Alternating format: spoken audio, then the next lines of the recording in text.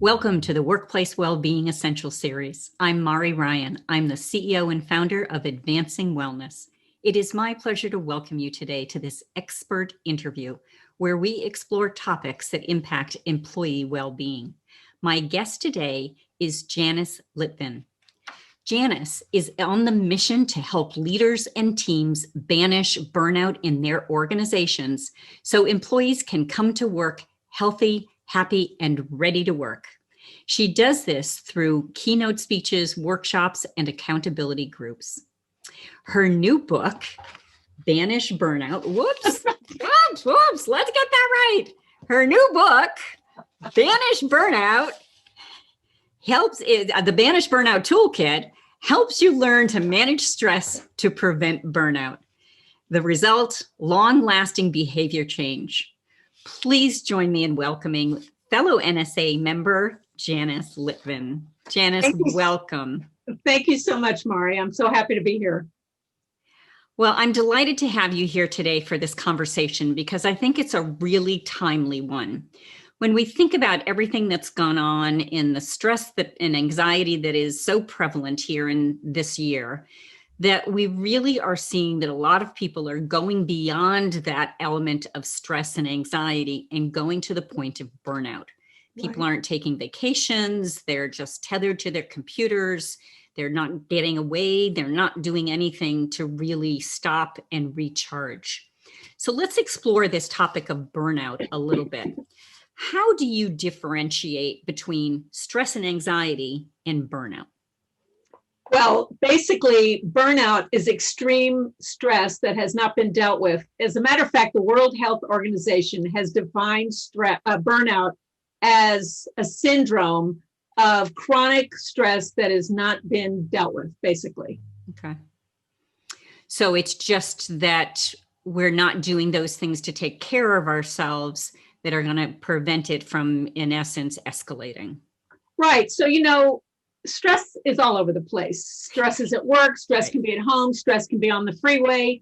And we get these, whatever your physiological reactions are, knots in the stomach, elevated heart rate, whatever, we get these little reactions. If we're paying attention, we're aware of them. But when they go on and on and on without any relief, it's like the movie True Grit, where the more recent version, I don't know if you saw that or if any of your audience members saw that, but the horse, they're trying to get to this place where these people had killed the girl's parents, and they don't give the horse a break. And the horse is in the excruciatingly hot sun in the desert, going on and on and on. And finally, after so many hours, the horse collapses. Well, that's what happens when people are so stressed at work or home that they don't ever stop and take care of their own mental, physical, and emotional health. And why is it that this is such a big issue today? Is it more of an issue than it has been in the past? Well, it's funny because burnout has been creeping into our society more and more in the last several years. First of all, being on call, so to speak, or being on 24/7 kind of was the beginning. The whole Silicon Valley world, where back even 10, 15, 20 years ago, where at Apple and Google and some of these companies where they had sleep rooms, that's because they wanted people, and then free food in the cafeteria, because they love it when people work till 11 o'clock at night. Some people work from noon to, midnight or whatever. And so it was already happening. This year, of course, things exploded into craziness, as we all know, with the pandemic. Yeah. And along with the pandemic came fear of the unknown. It's not just that we have a pandemic. And at first, I think we all thought, oh, yeah, okay, I can handle staying home for a month or two. And then here we are months later, and we don't know a lot. We know a little bit more, but we don't know a lot more. And I think this anxiety and fear from not knowing what's going to happen is adding to the heightened level of sensitivity. Added to that, as everybody knows, is an election that was very emotional for millions of people. I mean, so many people have been unhappy for 4 years, and I don't want to get into politics on either side. Everyone has a right to their opinion, but it's been one of the most charged elections ever. And so I think that has gotten a lot of people very, very upset. I've seen families fighting and breaking up over political issues, which I think is heartbreaking. Yeah, that really is heartbreaking. Let's talk about this in the context of the workplace. It seems there might be, and I'm curious about your thoughts on this, a cultural element when we think about burnout in the workplace and what could lead to burnout, such as the norms, the behaviors that require employees to be this, always on, constantly tethered, don't go home from work because, they've given you everything they can to keep you there. Right. How is the culture influencing the aspects of burnout? In huge ways. I remember about a year or so ago, I did a lunch and learn at a company about stress before I got into this deeper concepts. And afterwards, I was chatting with some of the people and I said, one guy told me, oh, I never have time to exercise. I said, you have a beautiful gym, street level gym in the lobby of your building. And I happen to know the Zumba instructor. For those who don't know, I also teach Zumba. And I happen to personally know that Zumba instructor and knew how fabulous he was. Even my husband, who's not a dancer, was walking over to take that Zumba class Mondays at noon. And the guy said, oh, we have this no lunch break culture in a tech company. And I was heartbroken because he's not taking lunch break, meaning he could eat at his desk, because that's come down from above. So a lot of companies are talking the talk, but they're not walking the talk. They're not really and truly encouraging people to take their breaks. And I remember years ago when I worked at Levi Strauss, this was way back before it was a thing to have a fitness center. We had a tiny little mini fitness center, and they would give us, I think, 35 or 40-minute classes so that we would have time to change. And my boss had the nerve to say to me, when you eat lunch at your desk after your fitness class, that doesn't count as your work time. Like, she was clocking my hours, even though I was in a professional environment, because you're eating, you're not thinking about work. I'm like, wow, you're controlling my thoughts now. So culture really is, yeah. Culture really is an important element here. It's interesting. One of my clients just announced, I'm part of their internal email system, so I see all the announcements and everything. They just announced this initiative for employees to encourage people to step away from their computers. And what they're encouraging people to do is to not schedule meetings from 12 to 1 on Mondays, Wednesdays, and Fridays.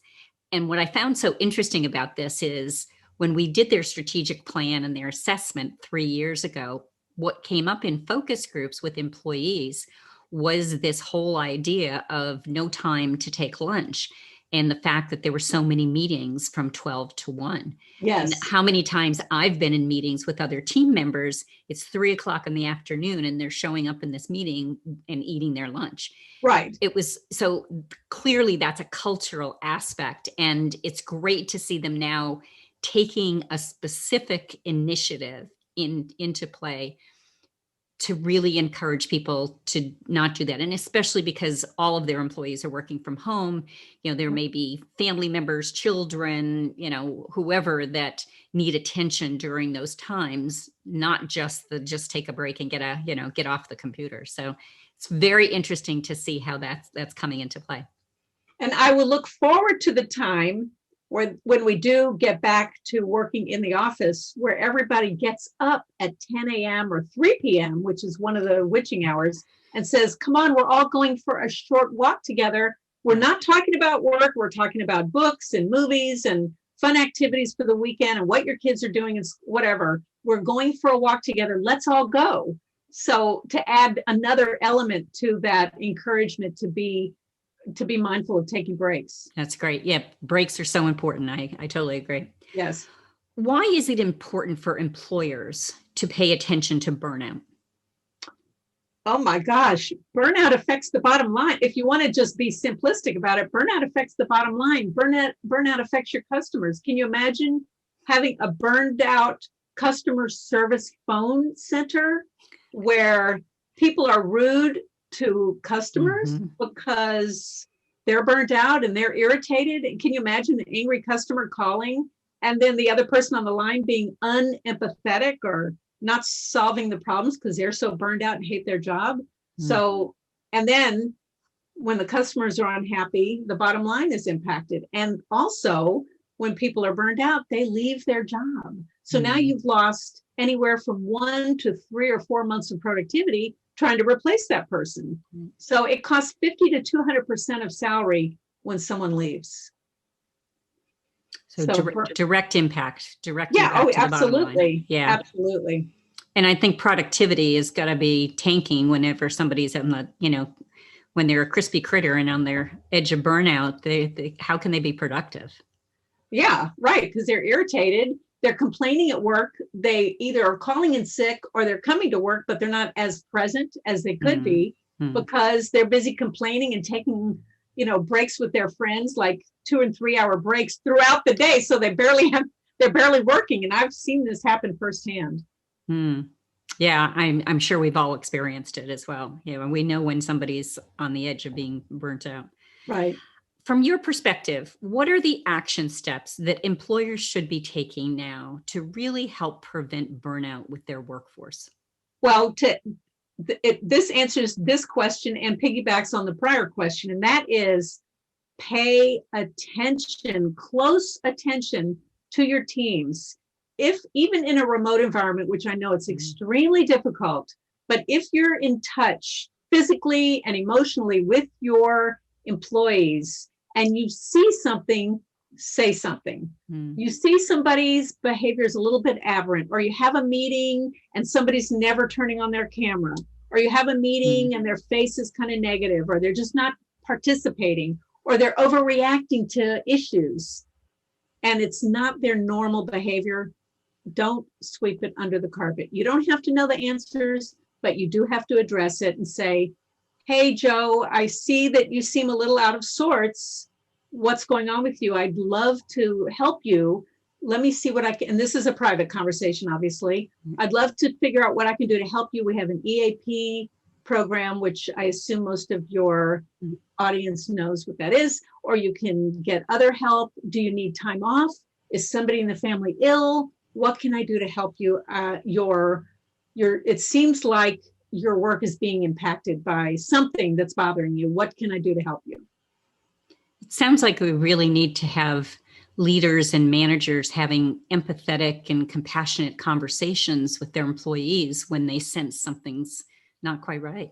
Right. And as I'm sure you know, Mari, many managers are promoted for technical skills, not empathy skills and emotional intelligence. It's a really, really crucial part of manager training. If someone doesn't have natural emotional intelligence skills, train them, because I do believe it's a skill that can be learned. Yeah. So totally agree on that. Tell us a little bit about your book. I'm excited about your book. I just received my copy of it. Tell us a little bit about your book. Thank you. And for those of you who don't know, Mari even was one of the endorsers of the book. So I really appreciate your support. So this book was born out of my talk, which is called Banish Burnout, Move from Stress to Success. And in that program, we do a lot of breakout exercises, which of course makes a workshop much, much more impactful. And so every time I was doing the workshop, I was embellishing the handout, and I kept adding to it. And finally, one day I said, this should be a workbook. Why am I struggling to make these little scraps of paper and staple together every time? It should be a book. And I was already thinking about writing a wellness book, but I changed gears and I wrote this book because there's a huge need. And I know there are a lot of books out there about stress, but nothing quite like this book. So basically, the first thing we do is we teach this most simplistic way to handle stress, and that is to stop and audit. So that means stop, take a deep breath, observe what's going on inside yourself as well as with the people around you, and then proceed. And the stopping is one of the most critical things you can do. And the more you it's a practice, just like mindful meditation, the more you practice, the sooner and sooner you'll be able to stop yourself in the heat of battle, so to speak, when your mind is doing all that negative thinking and talking to yourself. And you'll be able to stop yourself and say, is this situation really worth getting this upset about? Probably no. If no one's in the hospital and no one's got a broken leg and there hasn't been an accident and you're not losing your house, then it's probably not worth getting this upset about. So that's where we start. And there's a lot more tips and tricks in the book. I could go on and on. Well, I'm looking forward to digging into it since it just arrived, since it's newly published. So I'm very excited for you to have this new book available that our audience can order. Janice, if our audience wants to learn more about you and the work that you're doing, where can they find you? Thank you for asking. Number one, my website is www.janicelitvin.com. The book, there's a book page, there's testimonials, there's a lot of information at that website. And I've recently started what's called a deep dive book club for Banished Burnout. Everybody's welcome. It's free for now. Eventually it won't be, but it is for now. You're more than welcome to join. All you have to do is email me at janice@janicelitvin.com and let me know how you heard about me. Excellent. Well, I'm delighted to be able to hear about that opportunity, and I look forward to joining in on some of those sessions. And Great. So excited that you were here with me today. Janice, thanks so much for all the work that you're doing to really help relieve stress and anxiety and to eliminate burnout. Thank you so much, Mari, for having me. I really appreciate it. And I loved being here with you.